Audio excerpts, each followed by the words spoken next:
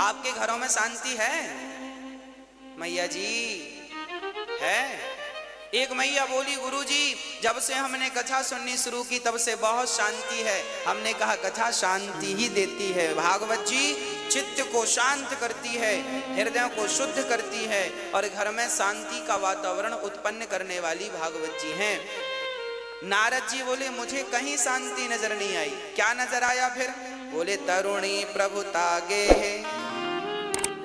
घर में नई नई बहुओं की चल रही है, सासू माँ की कोई पूछ ही नहीं। नारद जी कह रहे हैं या हम नहीं कह रहे हैं? नारद जी कहते हैं सासू माँ की कोई पूछ नहीं है। अच्छा, सासू माँ की पूछ है कि नहीं? मैया आपकी पूछ है?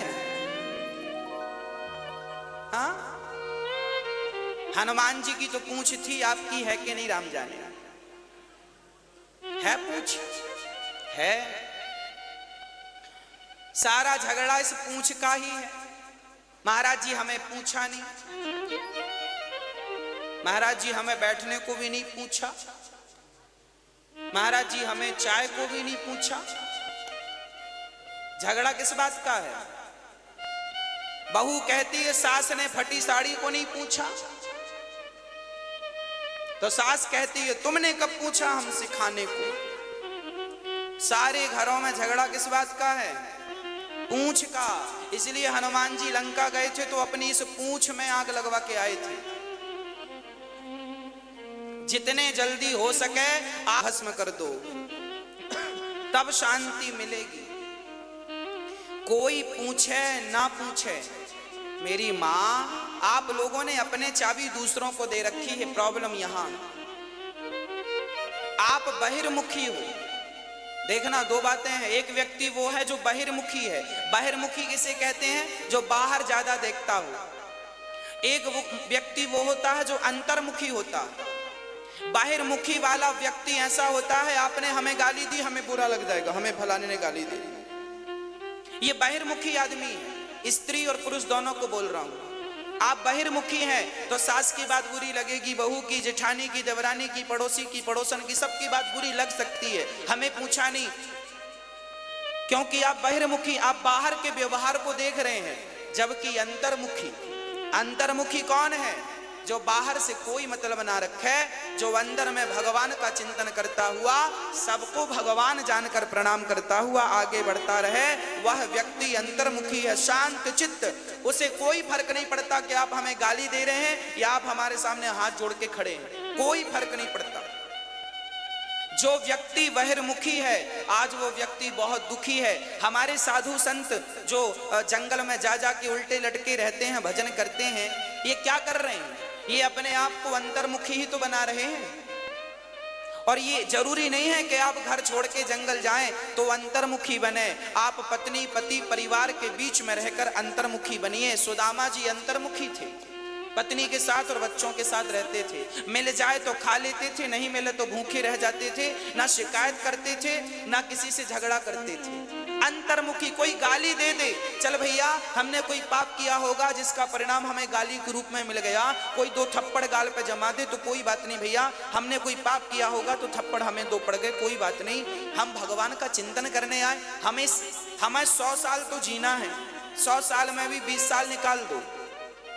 10 साल तो कुछ समझ में ही नहीं आया, छोटे थे, कपड़े पहनने का भी ज्ञान नहीं था। 10 साल के बच्चे को भी ठीक से कपड़ा पहनना नहीं आता, माँ पहनाती है। चलो कपड़ा पहनना आ भी जाए तो उसके कोई बहुत अच्छा सांसारिक क्रियाएं नहीं आती। 10 साल वो निकाल दो और बाद के 90 साल के बाद जिंदा रह गए तो ना चलना आएगा ना खाना आएगा, तो 20 साल ये 80 साल की एज बची। यदि 100 साल के हो तो 80 साल पकड़ के चले। ये 80 साल हमारे पास हैं, उसमें भी हमें 80 साल में 40 साल तो सोना है। पूरी रात सोता है, 12 घंटे का दिन 12 घंटे की रात, तो 40 साल सोना। बचा कितना? 40 साल। और 40 साल में फिर नहाने का समय, खाने का समय, झगड़े का समय, निंदा चुगली का समय, ये सब निकालने के बाद तुम्हारे पास बचा कितना? और जो समय बचा है वो 25, 30, 40 साल बचा है। जो 30 साल बचा है उसमें भी तुम झगड़ा ही करोगे। उसमें भी तुम ये देखोगे कि ये हमारा सम्मान नहीं किया। अब अरे करने ना करे सम्मान, सुना करे चूल्हे में जाए। तुम्हारा क्या घुर गया, क्या कम पड़ गए? तुम वजन कम हो गया, तुम्हारा सम्मान नहीं हुआ तो ये मान अपमान सम्मान जब तक इनसे ऊपर नहीं उठते आप, तब तक आपको भगवत प्राप्ति नहीं होगी। जिन जिन संतों ने, बताओ क्या मीराबाई का अपमान नहीं हुआ? क्या मीराबाई को राणा ने ये नहीं कहा कि तूने मेरा होगी, आप बात विवाद करने लगोगी, बात विवाद में आपको नींद नहीं आएगी, समय वेस्ट होगा। जो समय भगवान के चिंतन में जाना चाहिए था वही समय अब बात और विवाद में जा रहा है।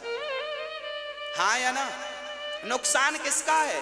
आप हमें गाली दे के आगे बढ़ जाएंगे, पर हम रात भर सोचते रहेंगे फलाने ने गाली दी गाली दी। आप तो आराम से सो रहे हैं, हम सोच रहे हैं, क्योंकि हम बहिर्मुखी हैं, क्योंकि हम बहिर्मुखी हैं।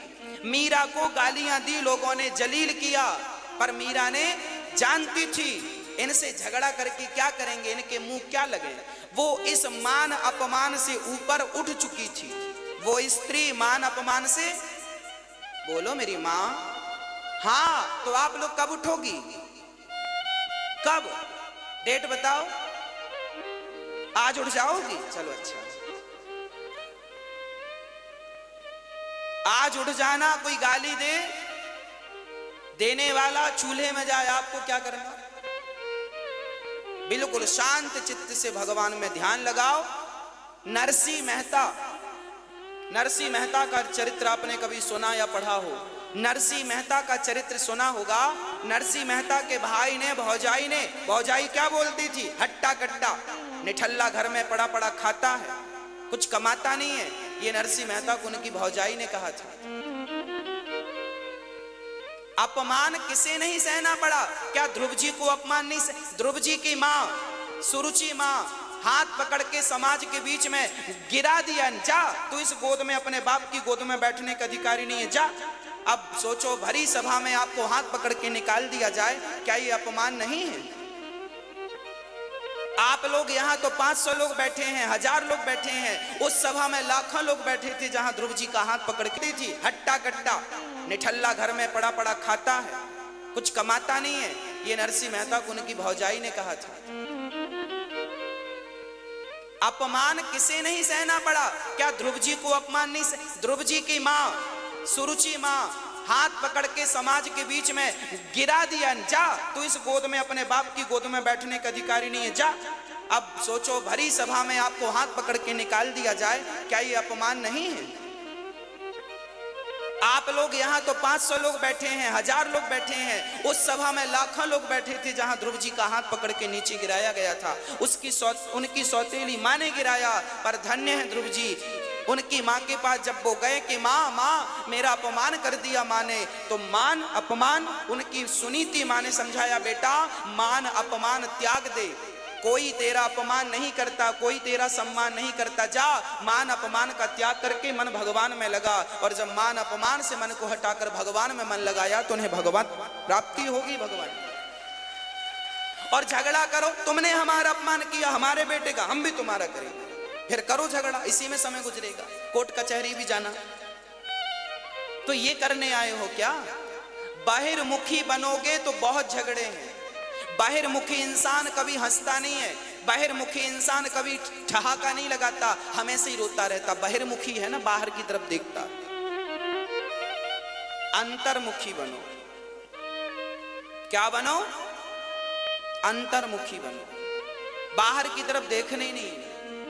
अपमान हो रहा है, सम्मान, गुण दोष दृश्य दोषा, गुण दोष दोनों ही ठीक नहीं है। आप हमारी ज्यादा प्रशंसा करें वो भी अच्छा नहीं है, और आप हमारी ज्यादा निंदा, देखो आप हमारी निंदा करोगे तो भी हमें लगेगा लो हमारी निंदा कर रहे हैं, तो हम आप हमारी निंदा करोगे तो फिर हम आप में ही उलझ जाएंगे, आपको सफाई देने लग जाएंगे, नहीं भाई ये नहीं ये नहीं ये नहीं ये नहीं, समय वेस्ट हो जाएगा। और आप हमारी प्रशंसा करोगे तो भी हम उलझ जाएंगे, भाई आप हमें अच्छा कह रहे हैं, हम भी सुनने लगेंगे बैठ के। तो प्रशंसा और निंदा, स्तुति और आलोचना दोनों ही बंधन है। ना तो स्तुति में उलझना, ना तो आलोचना में उलझना, इन दोनों से आपको ऊपर उठना है। बोलो मेरी मां, उठोगी? इन दोनों से ऊपर उठना। यही जब आप इन दोनों से ऊपर उठ जाएंगे ना, तब ये जो तुम्हारा मनुष्य तन है ना, फिर जीने का मजा है। अभी कहा